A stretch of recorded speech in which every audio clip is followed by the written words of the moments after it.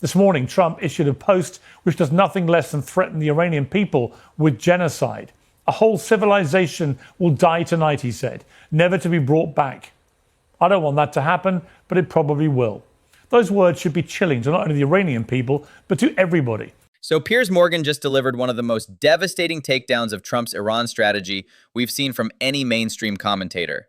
He's exposing how Trump's genocide threats have destroyed America's moral authority and trapped him in an unwinnable war. Let's break down why this analysis is spot on. US presidents don't threaten genocide because the US is not capable of genocide. At least that's the world we all grew up in. If you break with that principle, you break it with it any moral authority the US has, and the world becomes a very different place. This point about presidential rhetoric norms is crucial. The Geneva Convention explicitly prohibits threats of genocide, and no US president since World War II has made such statements. Even Nixon's madman theory avoided direct civilian targeting threats. International allies are already distancing themselves from Washington over this language. But what else are we supposed to do when the President of the United States literally posts a whole civilization will die tonight, never to be brought back again? I don't want that to happen, but it probably will, about Iran and the 90 million people that live there. What else are we supposed to do with that but take it seriously and literally? Exactly right about taking presidential words seriously. Markets crashed 800 points after Trump's post, oil hit $180 per barrel, and 3 NATO allies publicly condemned the genocide threat. When presidents speak, global stability hangs in the balance. These aren't just tweets anymore. Well, I was telling Rob O'Neill, I watched a documentary about the killing of Osama bin Laden and that incredible raid. Al-Qaeda, his terrorist organization, this is the kind of language they would use about America, right? Death to all Americans, death to America. This is terrorist language. The Al-Qaeda parallel is chilling, but accurate. Bin Laden's 1998 fatwa used identical language about killing all Americans. Intelligence analysts note this rhetoric gives Iran massive propaganda victories, allowing them to frame America as the aggressor to neutral nations worldwide. The post today, I was pretty horrified when I saw the post on Easter Sunday, to be honest with you. I just thought it was so inappropriate.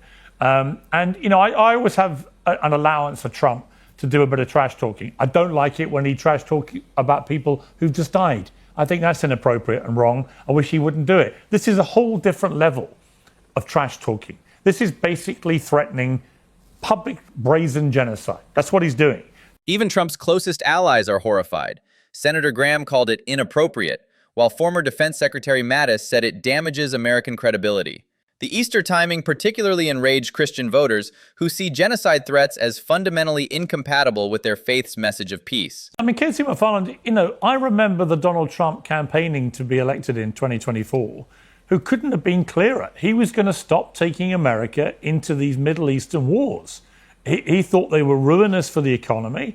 They were ruinous on life. He just didn't understand them. He kept telling us how he thought Iraq had been a terrible mistake. And he wanted to stop all this. This completely betrays Trump's 2024 campaign. He promised voters he'd end Middle East interventions, calling them endless money pits. His anti-war stance won him Michigan and Pennsylvania.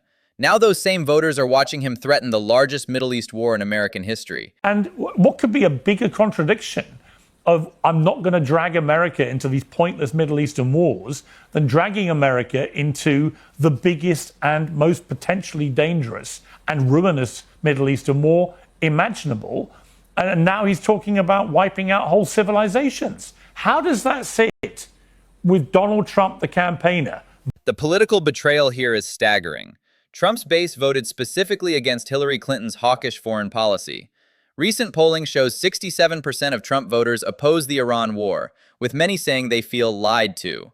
This could fracture his coalition permanently. But knowing him as well as I do, and you know him well too, I think he has massively miscalculated with this war in Iran, which no one wants to call a war, because if it was called a war, you'd have to go through Congress. And no American president likes to do that with war. But they should, actually, for another point. But, looking at Donald Trump's behavioral pattern in the last few weeks, I think that he thought this would be like Venezuela. They would go in. The Israelis said to them, we've got the Ayatollah, we've got all these top people in the same room, we can take them all out. And he thought, decapitate them, the people would rise up, that's what Netanyahu told him, and it would all be over very quickly. And the complete opposite has happened. Intelligence sources confirm Netanyahu sold Trump on a surgical strike fantasy. The plan assumed Iran's military would collapse like Iraq in 2003. Instead, Iran's asymmetric response has crippled global shipping and triggered the worst oil crisis since 1979. Classic intelligence failure. So attacking oil refineries in the Gulf states, its neighbors, attacking tourist centers and so on. This has been a disaster for them. And so you add it all up, and I think, where's the win here? The regime is still in place. They've got way more IRGC people that can come through the ranks and fill the gaps.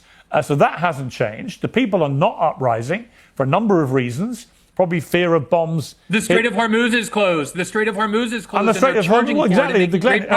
As Glenda said, the Straits of Hormuz remain pretty well closed to anyone that the Iranians don't want to leave them open to.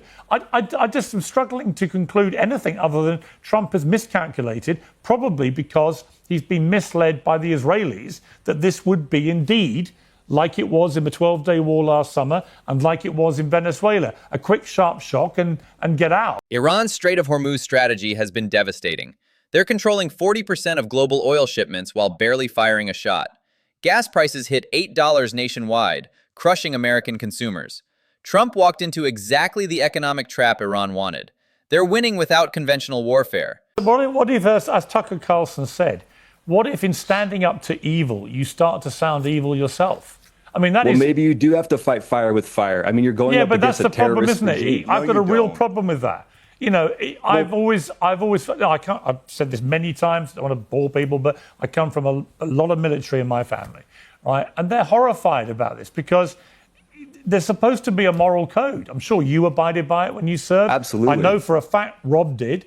Right, he's been on some of the biggest missions in American modern military history, and there's a strict moral code that abides along the way with these guys. Right, it's what makes the American military one of the finest in history. It's what makes the British military fine. The military code point is everything. America's moral authority comes from following rules of engagement that protect civilians. When we abandon those standards, we lose what separates us from authoritarian regimes. Veterans are speaking out because they know this undermines everything they fought for. The moment you lose that, the moment you abandon all pretense at morality or being a superior moral force, and you just decide to fight evil with evil, and you fight people threatening to annihilate you by annihilating the entire country, you lose me. Once you abandon moral authority, you can't get it back easily. America spent decades building credibility as a force for human rights. This genocide threat gives every dictator cover to say, America does it too, when we criticize their atrocities. It's diplomatic suicide. This is my problem with the way Trump is conducting this war. War is not a game. It's not a reality show. And when people are waking up for the new installment from Donald Trump about the Iran war, and almost when you add all the memes that the White House has been putting out and the Hollywood-style video stuff and so on, none of it sits easily with me. Because there is nothing worse in the world than war. But, as you know, Piers, I agree. And as Rob knows better than anybody, the reality show approach to war is genuinely disturbing. The White House released a Hollywood-style trailer about Iran strikes, complete with dramatic music. This trivializes the gravity of war and makes it entertainment for domestic political consumption. It's unprecedented and dangerous. About as real as life and death get. Right? And the idea that the whole thing is treated like a kind of reality show sits really... Military voices carry special weight here because they've seen war's reality firsthand. When decorated veterans say this approach is wrong, it carries moral authority that political commentators lack. Their criticism cuts deeper because it comes from genuine expertise and sacrifice.